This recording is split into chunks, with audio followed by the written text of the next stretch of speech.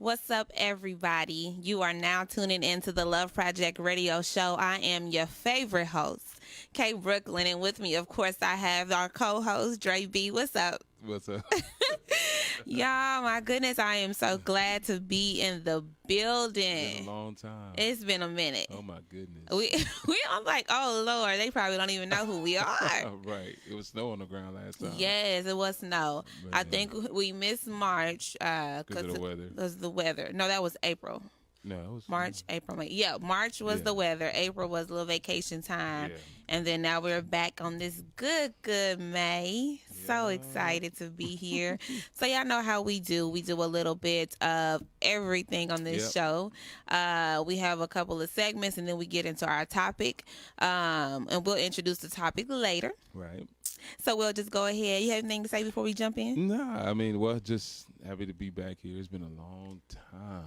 I miss you guys. Oh my goodness. We do have a podcast though. Yeah. Tell them about how they can. We normally do the show and, upload the podcast there. So you can always, listen to the Love Project podcast if you missed the show from, Facebook or, if you're listening to KUAW. But you can always check us out there. I mean, it's been fun. We still learning, still developing. So right. Come along for the journey. Come along, Charlemagne, the Breakfast Club. We coming for y'all. Yeah, right. Oh my goodness. I mean, but really though, Charlemagne. Who's the other people? I forgot. Angela and DJ Envy. Yeah. Y'all invite us to New York. No, we want to be co-hosts for a day. All right, y'all. This is the Love Project Radio Show. We're going to jump right on into it. Dre B's going to give us a little bit of news. Yeah, just a little bit. So, as black people, I always want to champion anything that we do. So, for the first time ever, Miss USA, Miss Teen USA, and Miss America are all black women. Woo! Shout out to that. Chelsea Christ, Nia Franklin, and the other name is Kaylee. Don't mess it up. Garris. But all of them, congratulations on that. That's such a high honor. And then, for all of them to be black women, I just think that's awesome. It is awesome. Awesome for the culture. Yes, we are winning. We got some good news in the news. How about that? Exactly.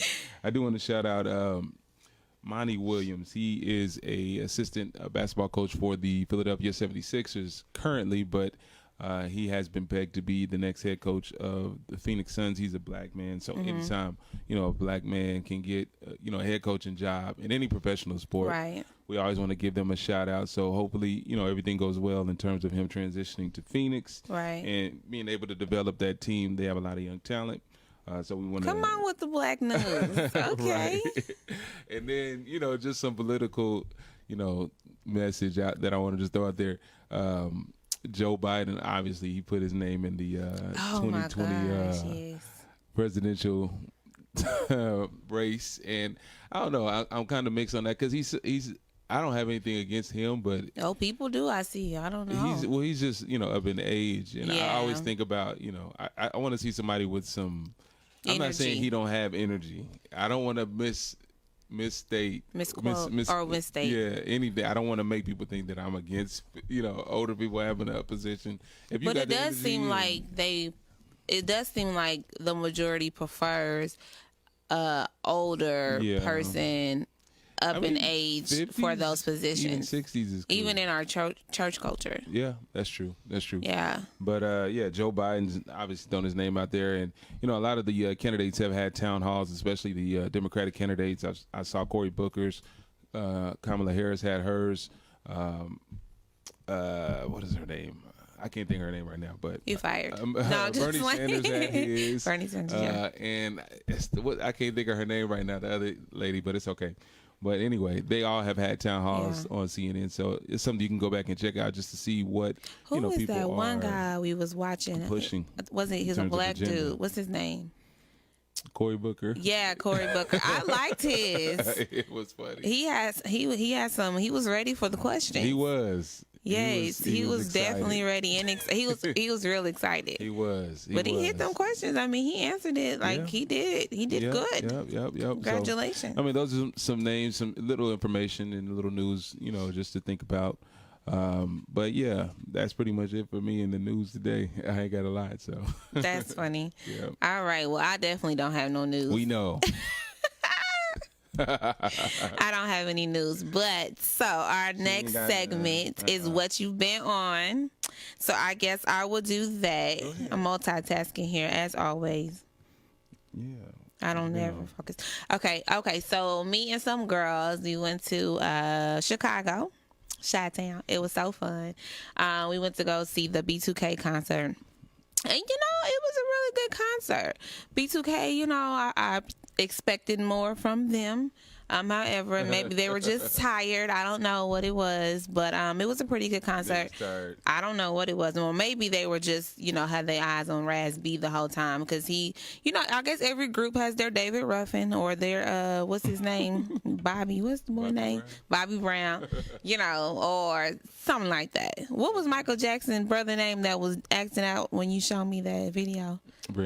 Randy. So every group has somebody who wants the spotlight or who's competing against every single body in the group. Oh, Jesus. Yeah, Randy Jackson was having a time. But I understand that through the media that Raz B has some issues, and so he's getting some help now. So we are definitely praying for him. But he definitely put on his own show. So he did that thing. I tell you that. And then also, I guess what I've been on is this new mattress. Right. We got a new mattress, and as soon as you sit on it, you sleep. Like you're just gone. You sleep. You're no good for the rest of the day. You got to stay out of the room. Like you just sleep. It is so comfortable. Oh my God. It is. It is very comfortable. So that's what you've been on, literally, huh? Yeah, literally. Yup. That's funny. Let me see what I've been on. Well, before I get on what I've been on, there was one more piece of information I did want to make mention of, and that is Elizabeth Warren. That's her name. She had a town hall. Yes, throw some respect on her name. And she, outside of the town hall, though, she had proposed, a plan of student debt forgiveness that has been catching a lot of wave. So I'm just kind of anxious to see if she were to be elected, how that would actually play out, because, man. Yes, America, give us a break. Right. Please. Like, man, student debt. I mean, if she could really pull something off like that in terms of her, her proposal and that plan, that would be pretty amazing. But I wanted to throw that out there. In terms of what I've been on, obviously, if you've been paying attention to our show, been at school. Yeah. In school, I should say. Yes. Since 2017. So I graduate next Saturday. Woo! Finally. Yes. Still in school. Let's get this money. I'm just like. Well, yeah, I'm still in school though, working on my bachelor's. Yeah. So this is just the first leg of work being completed in terms of my associates. Well, congratulations to you, because you have a whole family, you have a job, you have dedications in the church that you attend and ministry. So that is a lot to stretch yourself in all these different places. So you're doing it, you're being consistent. You should definitely be proud. Yes, I am proud. And what you about to say? It's just, I feel like, man, finally I completed something outside of high school. You have completed a lot of things. You graduated. I mean, you had a ceremony from ministry. Yeah, that's what true. Year was that? That was 2015. But you got to think about it like you got married young, and then every time we decided to go back to school, we kept having babies. Right. So, like, there were some things in there. That's so true. You accomplished some things outside of the traditional way of accomplishing things. I did.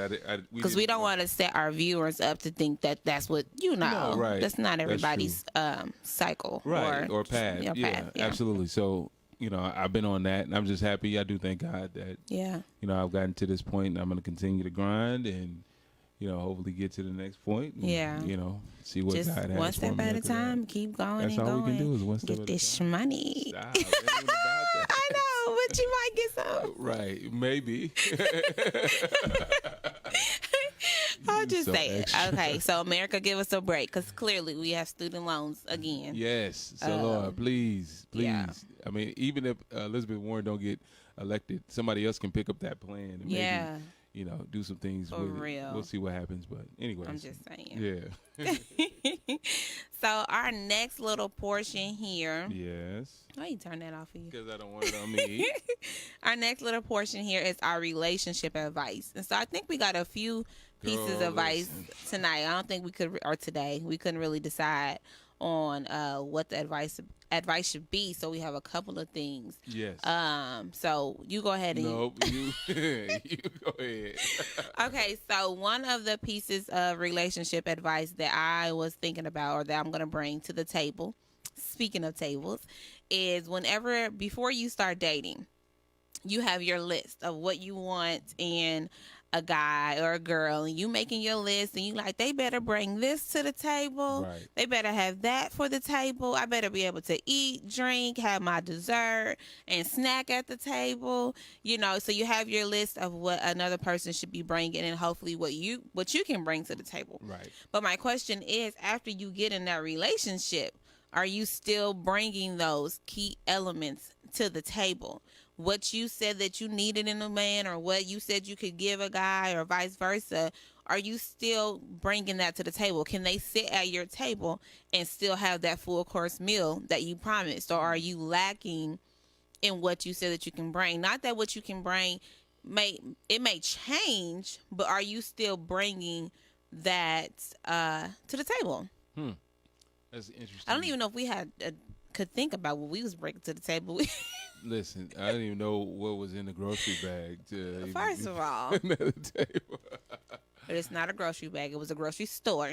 Same difference. The table will be full. I guess. Anyways, but yeah, I don't know. Like, that's a good, because people evolve, people change. So like when we first get in a relationship, the principle, the meat of it. Are you still bringing that to the table? You know? That's a good question. I would say that even with those, because like I said, we do evolve and change as humans. Right. Especially if you get married young. Mm-hmm. Like when you get married young, I can tell you or tell our listeners that, because we got married so young, I'm not the person that I was when I was 21. Like I may have certain elements that are still the same. No, just But for the most part, I feel like I've gotten better as I've gotten older. Now, there are certain things that, I wanted in our relationship in terms of, a sense of spirituality, being grounded in the Word of God. I wanted that there. We've kept that. Right. I wanted us to have a loving family. We pretty much got that.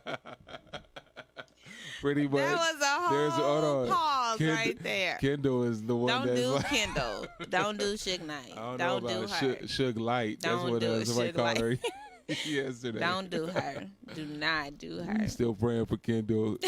We hope that, God sweetens her up. Watch how he do her life. Man, cause it's always the one that you think, ooh, Lord, be the one that be them go-getters in life. But anyways, in terms of bringing things to the table, your core values, the core things that you want instilled in your relationship.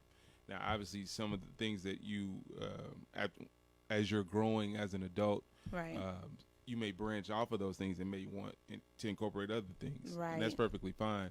But you do want to make sure that you're consistent with how you came into the relationship, right. If you wanted, certain values and you were expecting certain things, don't lay down your standards or your principles after you get what what you were in search of. Right. So like you got your wife or you got your husband, but before you got him, you made a list and said, these are the things that I want from this person, and this is what I'm going to be bringing. Right. And hopefully we come together and make this thing happen.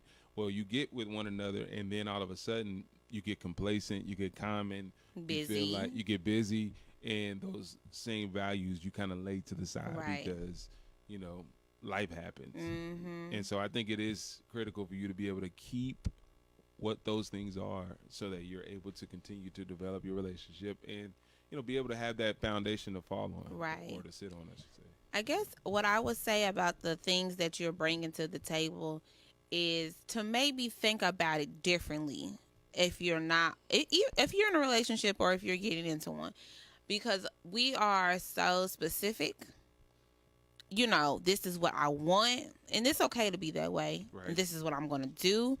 But life is so evolving that when things begin to change, you keep going back to that list, and you may be missing out on your blessing because you're not allowing it to stretch. That's true. If that makes sense. Makes sense. So things to bring to the table is like, I'm a builder.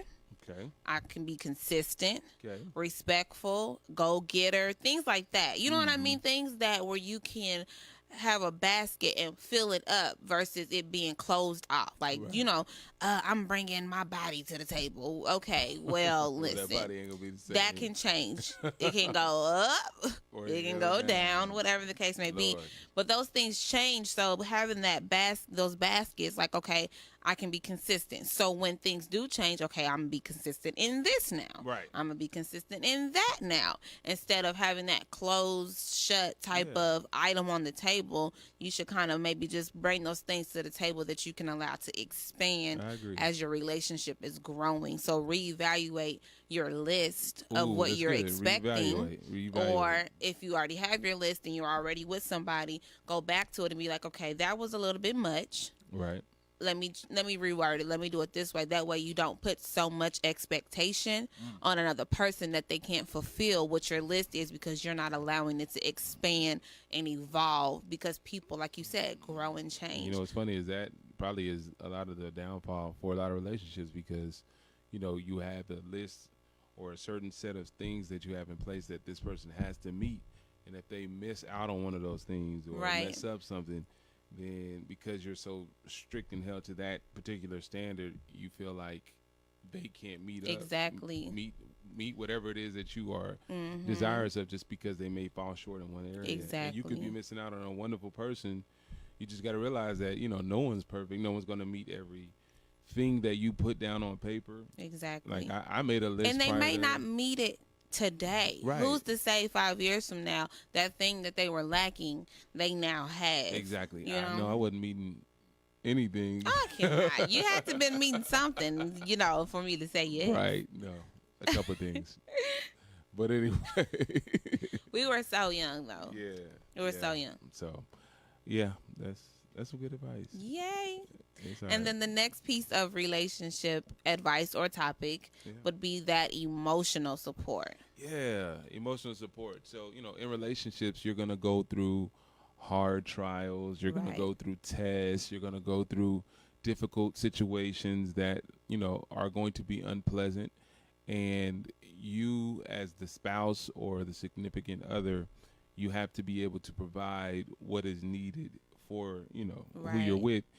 And it's going to take, you to a place where you really have to humble yourself. Yeah. And realize that the whole relationship ain't even about you as an individual, but it's about you all as a whole. Exactly. That's hard to do sometimes. I mean, and emotional support is something that, is missing in a lot of relationships. Yes, it definitely is. They have a lot of surface relationships, but that emotional support, that is something that you give even when you don't understand. Right. You know what I mean? Because even though you're a unit and you're doing this together, you still go through things individually.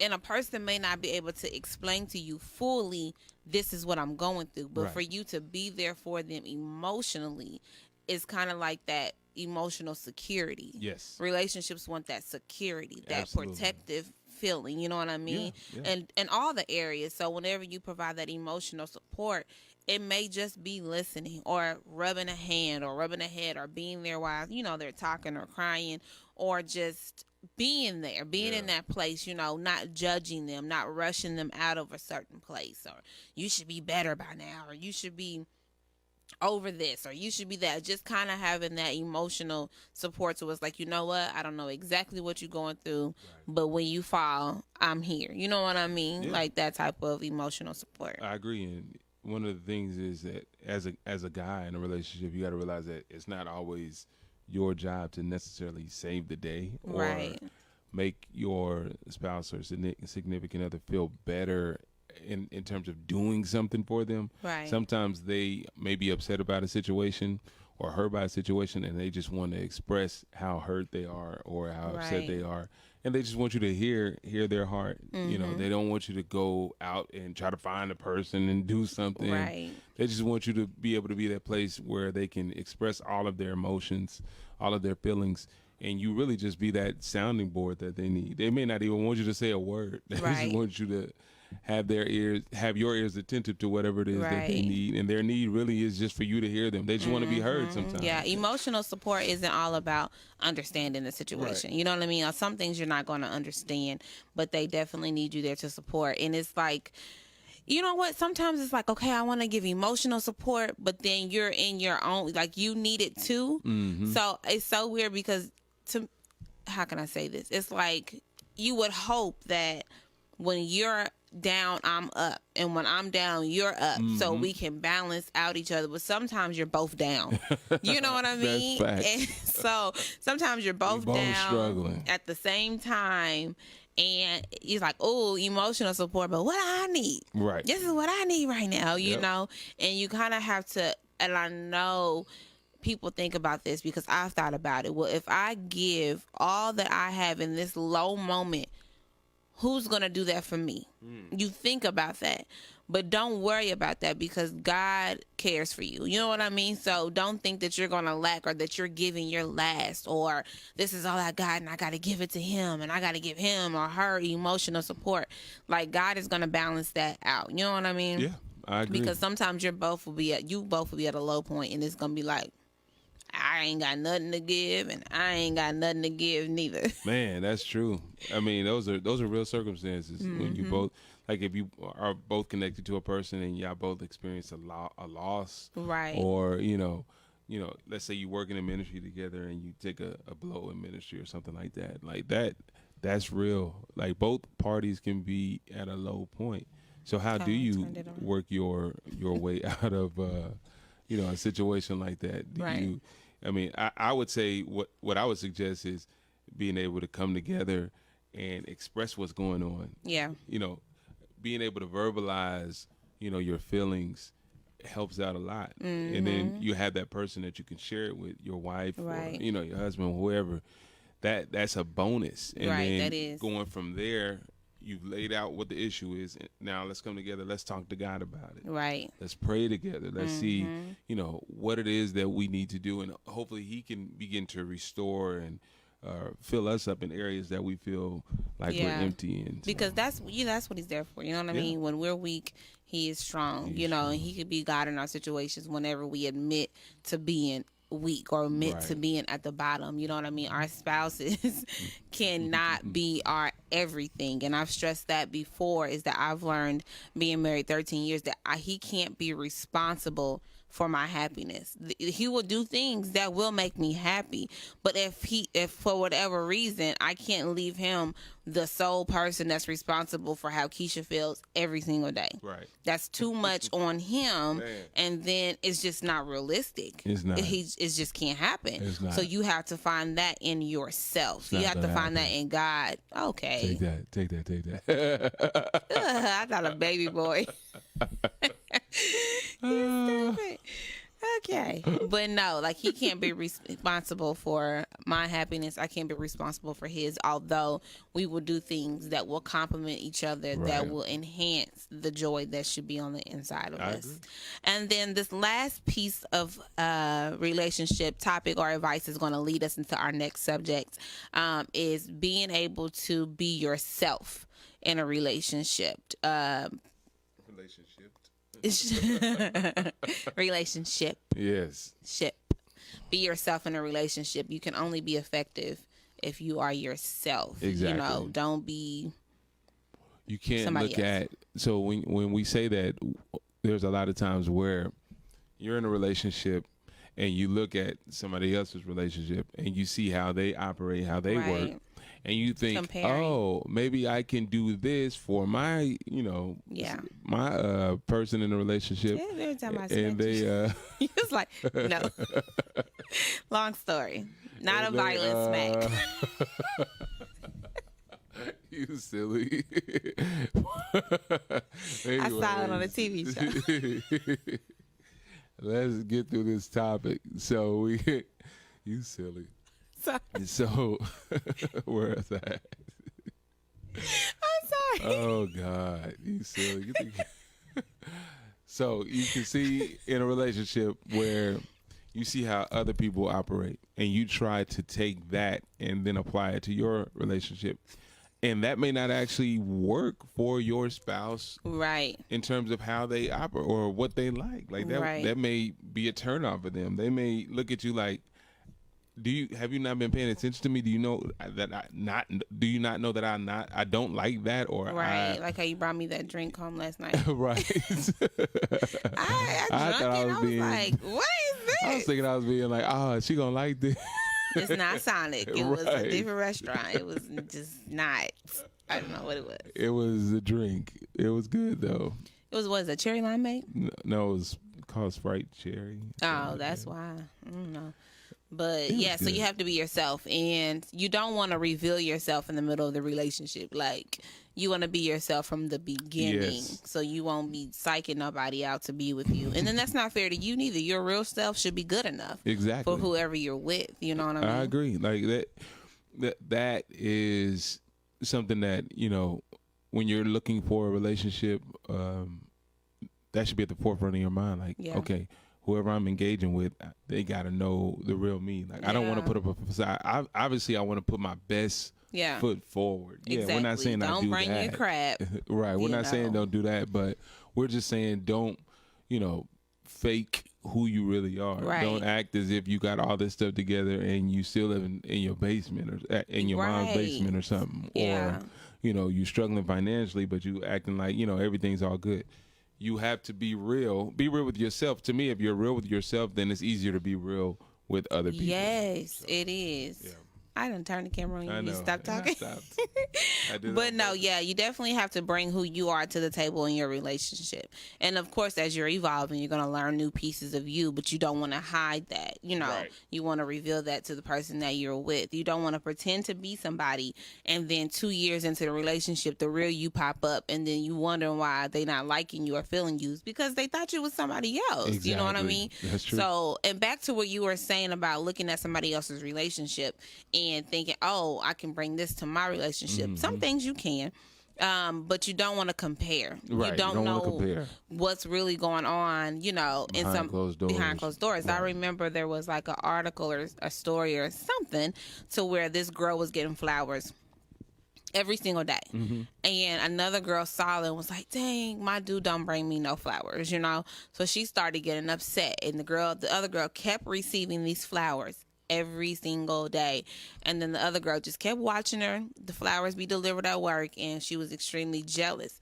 Come to realize the reason why the other girl was getting flowers because her man was beating on her. Dang. And he was apologizing every single day by sending her flowers. And so you don't know what is going on. Not that your guy can't bring you flowers, but don't compare thinking somebody has it better when he's just trying to band-aid the abuse that he was given. You know what I mean? Yeah. So you can see relationships and you can be like, oh, their marriage is so perfect. And then I'll be like, no. You know, when somebody says, you and Dre are goals, I'm like, oh my God, don't say that. I mean, we do have a good marriage, don't get me wrong, but it's been hard. First of all, very tumultuous war. I'm sorry, I'm the only one laughing. You are the only one laughing. No, I'm just playing. No, our marriage is good. It's filled with grace and mercy and love and truth. I cannot. I don't know what's going on right now. No, for real. When you say that, like when you just said that, when people say that, it kind of like just boggles my mind because you just think about all the stuff that you endure to get to a certain point, right? And then you just like, wow, like, you know, we really are blessed. We're in a blessed place, and we got to embrace that. Yeah, know? But I still don't like when people call us goals, only because that becomes intimidating. Yeah, because it's like, oh, we got to be goals all the time. No, because she get on my nerves sometimes. I get on her nerves. You know, our kids get on our nerves. Kendall get on my nerve. You bring Kendall up one more time. One more time. Y'all, listen, Kendall is on one right now. She turned 2 last month, or, in March. So, y'all just pray for us. You know what? Listen, let me tell y'all. I have a special patience for, or gratitude, or what's the word? It don't matter. I don't know. Appreciation is for those right babies. Now. You know, when you walk in the grocery store, you see the parents with the baby that's wilding out, and you just shaking your head. I'm her now. Right. That's me now. Because Adam, Addison, and Kennedy, they all were essentially good babies. I know Addison. You can't be a bad baby. Yeah, Addison was like a little rough when she first got. No, when she about first was first here. 7 months. Yeah, but then after maybe that, 2 to 7. She was good. She was good. Kendall is. She just knows what she wants, and she's very bossy. Super bossy. My sister nicknamed her. She used to be called Peanut Butter or Reese's when she was sweet and smooth. Yeah, smooth. But my sister recently, a little bit ago, nicknamed her Suge Knight because she just was shanky. She'd get you. Right. But she knows, what she wants. Yeah. But so that last topic for relation advice is going to lead us into our actual subject. Mm-hmm. And Dre B over here actually taught a lesson at our last ministerial meeting at church. And so I'll let him kick it off. But I got this. Okay. Nah, let's with you. But anyway, so remember, the last piece was about being yourself. Yes, be yourself. And, as we transition to this next topic, we wanted to kind of, shed some light on a conversation that we have. We have this conversation all the time. Yeah. But I was, interested to. Oh, I'm so excited. Okay.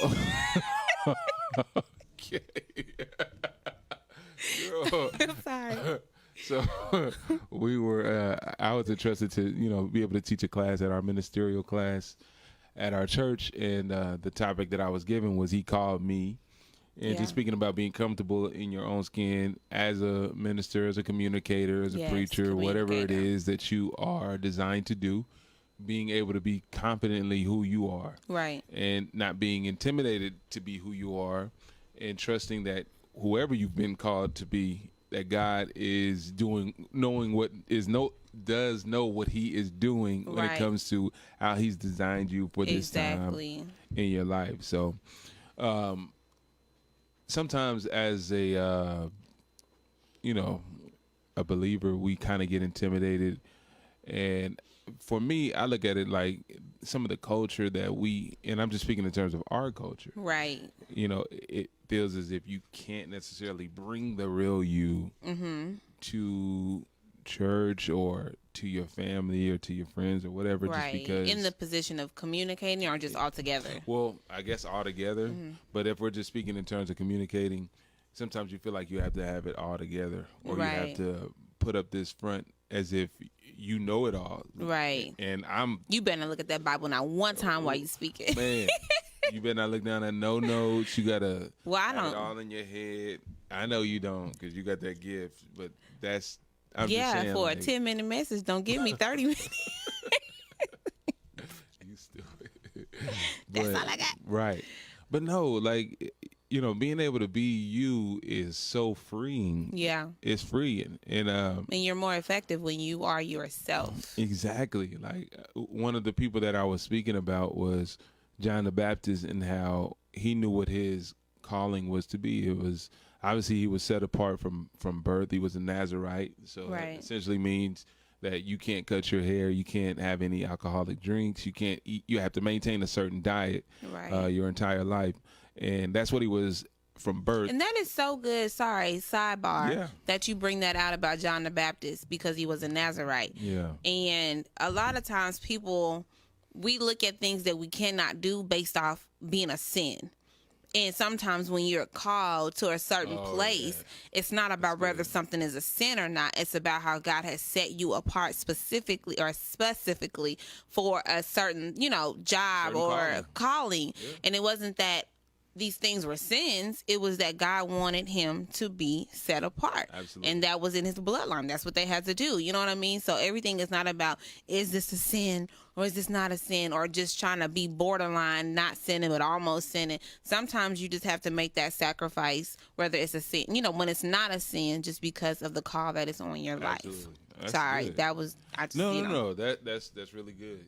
But no, what I was saying in terms of John the Baptist is that he knew that he was a preparer of the way for Jesus Christ. Like he knew that his role was just to go into a specific area and make way for Jesus. And that's what he did. And he was very effective. And he was effective at doing that. He didn't try to be Jesus. He didn't try to do anything outside of what he was designed to do. Right. And I think we should look at him as an example. Some of the things that we've been called to do, it may not be a glorious position. It may not be a glorified title position. Right. But if you can embrace it, and also while you're doing it, embrace who you are in that. Exactly. Then that's where true effectiveness can come into place. Yeah, I definitely agree about you having to be yourself. Keep that camera off me. He said, keep the camera off him. No, but you definitely have to be yourself. Yes. In ministry and in life, in your careers, in your relationships, in all aspects, you have to be yourself. Be a good steward over who God created you to be, and then present that person, because it was good enough for God to call you in your raw place. It's going to be good enough when you come out of that place. You know what I mean? And you're still going to need some of that rawness. We want to get saved and then get real polished. Oh, Lord. If that makes sense. Real. We want to get saved and get real polished. You can't preach without a haircut. Ooh. Or your hair done. Can you? No, just I don't know. You got me there. I'm like, wait, hold on. Wait. Gotta have that line in place. Like, nah. Yeah, I mean real polished, like politically. I know, I'm messing with you. Or just the look, or that I have it all together look. You know what I mean? And I just believe that being yourself in all aspects of life is where your effectiveness will come into play. You know what I mean? Absolutely. And you will reach who you're supposed to reach, and you will motivate who you're supposed to motivate, and you will get those different levels by, just being effective in who you are, allowing that to play out in your life. You know what I mean? I totally agree. And you have to keep in mind that you're not called for everybody. Yeah. Like everybody, you're not going to be the cup of tea of everybody. Like I know, and I said this in the class, like I'm sure it's times when I get up and I'm about to minister that people will be like, oh God, he about to pray, or I don't want to hear Trey. And you know what? I do not care. Right. Because I'm not there for them anyway. I'm there for whoever is specifically designed to be there. Right. And whatever message that God has given me, I know that message is for that person. It's not for me to impress Bible scholars or, the saints or anything like that. It's designed to, make impact on someone. Yeah. And that goes for any level of communication, whether if I'm a poet or a spoken word artist like Keisha, or if we create media content, whatever we're doing, if we're creatives and we're doing, art, whatever it is, we have to embrace our uniqueness, because our uniqueness is what enables us to be your our most effective, or your fingerprint. Exactly. Your footprint. Our most effective self. We talked about David and Saul and how David was going to fight Goliath, and Saul attempted to put his armor on David. Attempted. And David put it on. Yeah. Like, he did put it on, and he said, you know what? I can't really use this because I haven't proven these. Right. I haven't worn these. This isn't how I Oh can my go God, about. that's good. I haven't proven these. Like, I haven't fought in this. Girl. I don't know. Oh my God, that's good. Okay, sorry guys. I get so excited. No, it's just we have to be honest with ourselves, be truthful with ourselves, so that our true self can show. Yeah. That episode where David is with Saul and Saul puts it on him, and David attempts to move around and tries to use it. David could have been so caught up in just trying to please Saul or please the people that were there, or even try to appease his own mind, like maybe I should do this because I've seen it used this before. Is the norm. This is the norm. I got to go this way. But thank God he realized, if I fought a bear and a lion with my bare hands, and I didn't need armor, then I'm sure that I can take on Goliath with whatever it is that God provides the provision. And that was the rawness of that was David, the rawness of David, not the polish of the armor. Even though the armor was meant to protect, right? But it was still a system. Exactly. You know what I mean? It was a system. And then I also think when you become a people pleaser, yes, you lose yourself. Oh yeah, you have pieces of you everywhere, and you just become this whole.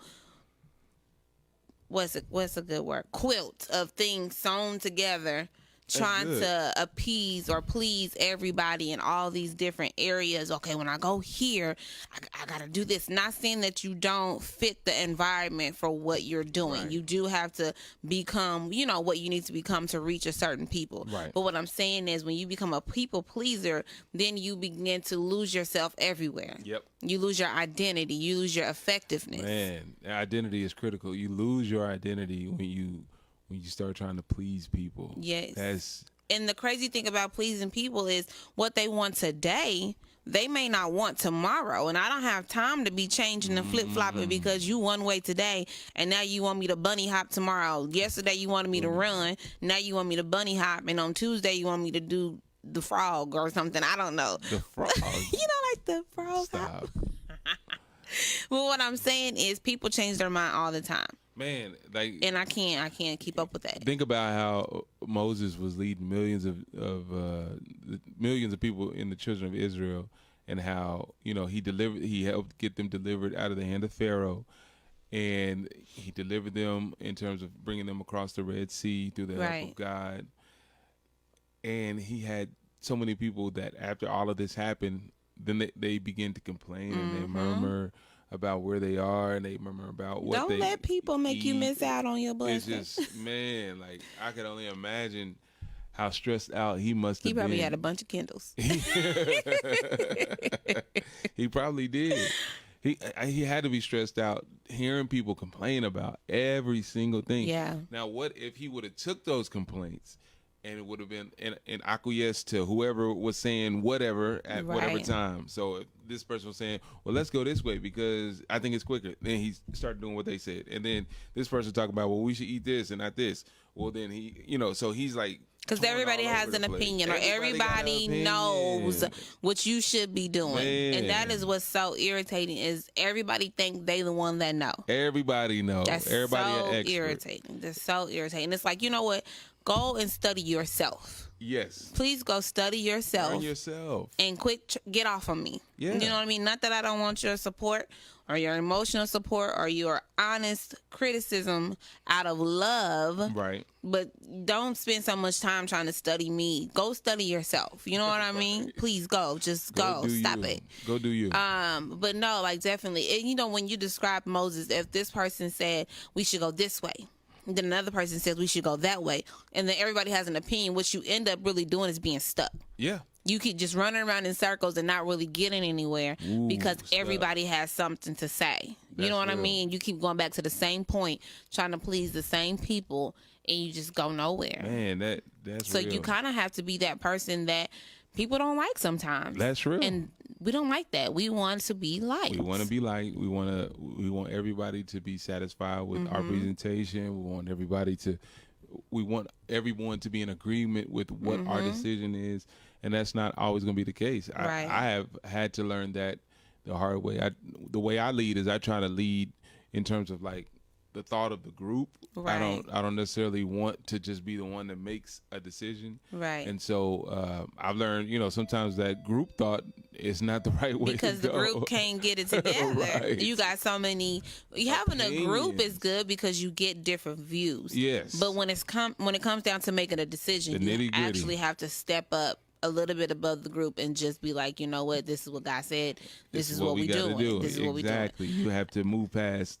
Because even in the group, you got people that are creatives, and people that think about what they're going to do, and then you have people that actually are going to get some things. Exactly. And you got to know how to decipher between the two. Good. So, yeah. That's good. And I think if people really understood how effective they can be by being themselves, maybe they would be more active in ministry. Yeah.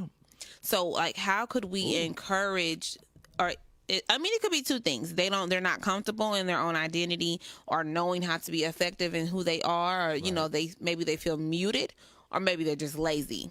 I don't know. But what I'm saying is, if we could encourage people to be confident in who God created them to be, do you think that we would have more people active in ministry? And I don't mean just in the four walls of the church, just, you know, period. Going after their goals and going after positions at work and things like that, if they have more confidence in who they were. I agree. And I think, like, you know, our generation, more so than previous generations, you'll see more ministries encourage people to, you know, be active, and not just active in the ways that are traditional, right, in terms of, you know, volunteer here, but no, actually becoming who it is that you've been created to be. So if my identity is I've been called to be in the workforce, you know, at a Fortune 500 company, right, then I've been called to the marketplace. So right. I can marketplace still take, ministry. Exactly. So I can take the essence of who I am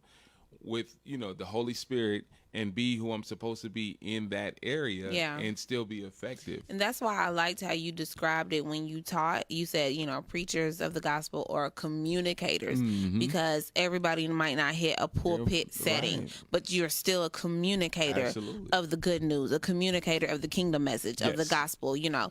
And you can do that like we're doing now on the Love Project radio show, on the Love Project podcast. You can do it on a website. Blogging, stand on the corner, for goodness sake. Media content, all of that. All that is available, and all that can be effective in communicating the gospel when you are being yourself. Absolutely. I know whenever I first felt the call of God on my life, I immediately try to find somebody to mimic.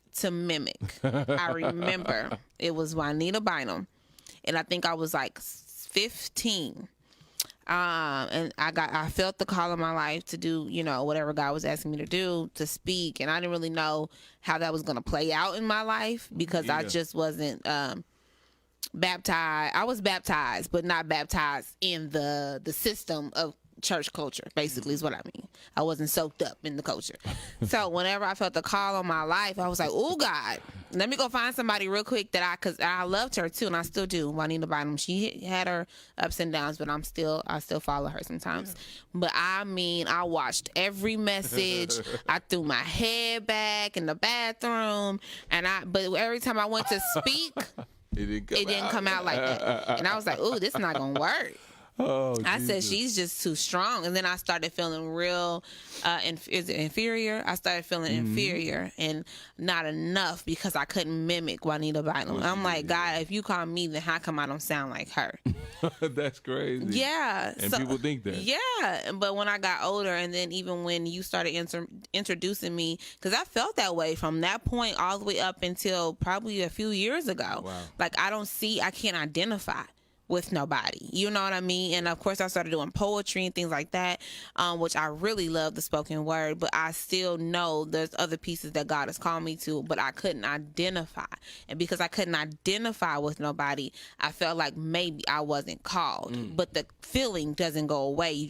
You feel miserable because you're not fulfilling what God has called you to do, because you can't find a place to do it, because who's doing it like you would. That's funny, because you would think, you know, individuality is embraced in our circles, but it really, to me, is not.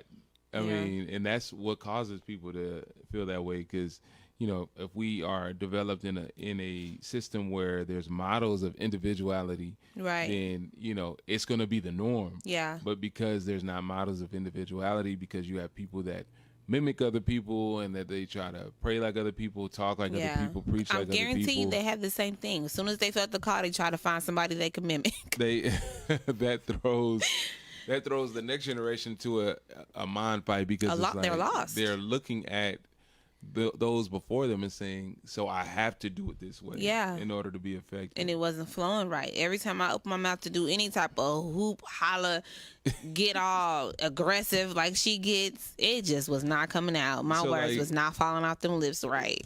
Like, and it's like, it's all over the place in terms of being able to be yourself. Mm-hmm. Like one of the things that I love about rap music is that you have different individuals being their self. Yes. Now there are times where you see, people try to come and be a carbon copy of someone else, but they pretty much or a wave of the same type. They pretty much fizzle out. Uh-huh. Normally, if it's a copycat, they fizzle out. They don't stick around long, or they don't have the success. So it's those who are true to themselves that will be around, that will stick around, that would succeed. I mean, just think about the greatest artists that we've seen. Like, they've been individually talented, yes, but they've been their self. Right. Like, you can tell when somebody is really being themselves because everything is just natural. And you know what? I really appreciate those who are themselves because they took the bullets for those of us who are coming up, wanting to be ourselves. They took all the criticism, they made it a little softer for us to come up in, even though it's still hard. Absolutely. They made it a little softer because even if you think about the model industry in real life, they were really tiny women.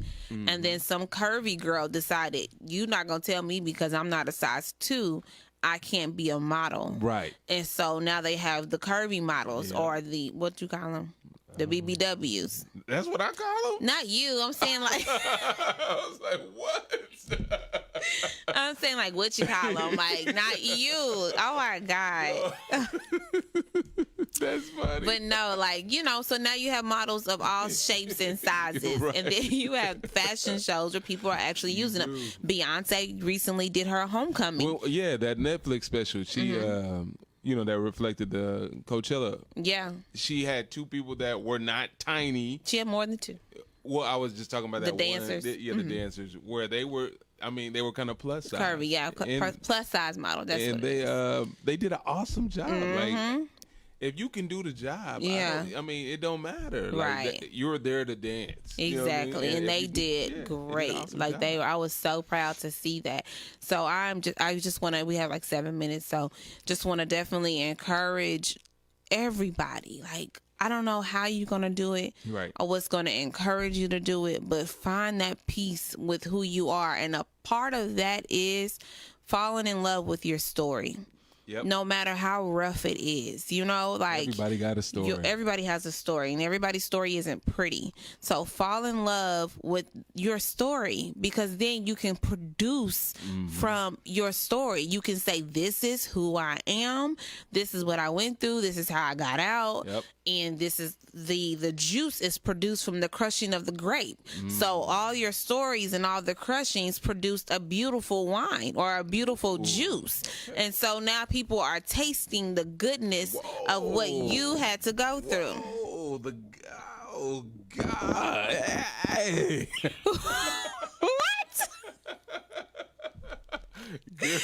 But no, so people don't understand your crushing, but they are surely taking advantage of your juice. You know what I mean? You don't know what I've been through, but you can sip this. You want some here? Yo, you know what I mean? That's real. Like, embracing your narrative, and I love how you use the crushing part, because think of yourself as an individual grape that's being crushed, and the juice and the nutrients that come out of that individual grape are germane to that specific grape. So anything that comes out when it's crushed, it was already in it. So everything that you've been through and gone and are in, and you've been crushed and it's coming out of you, obviously it's going to be for the better, but also for the betterment of people that, you get introduced to or that you get engaged with. Exactly. Are able to share because your how are story you with. Able to share the goodness without the crushing? That's good. You know what I mean? Because the crushing, like he said, the goodness was already in you, but the crushing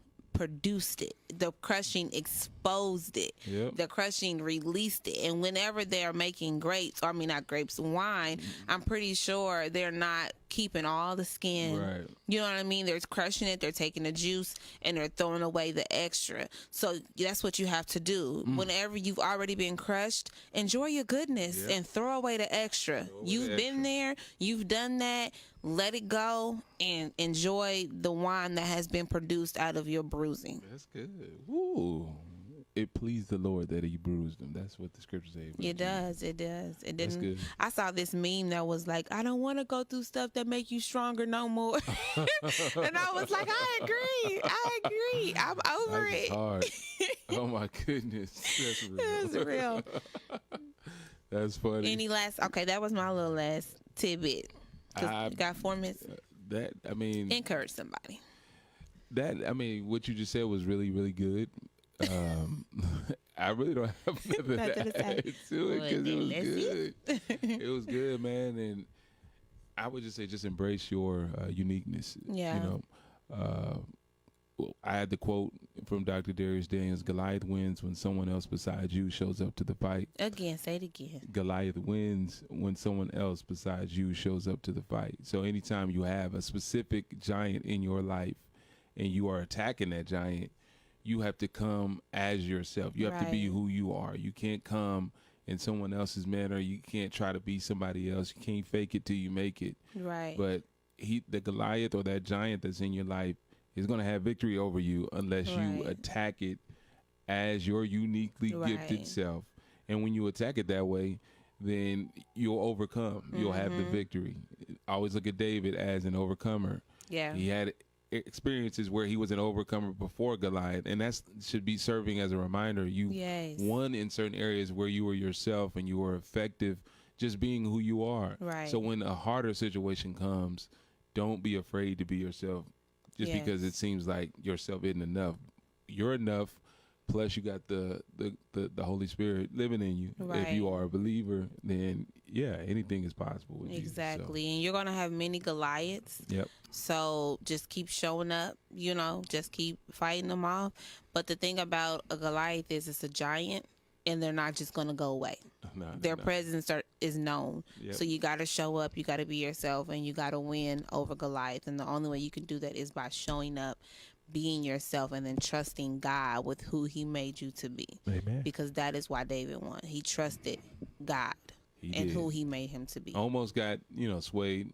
Yeah. But almost got swayed. Yeah. Almost don't count.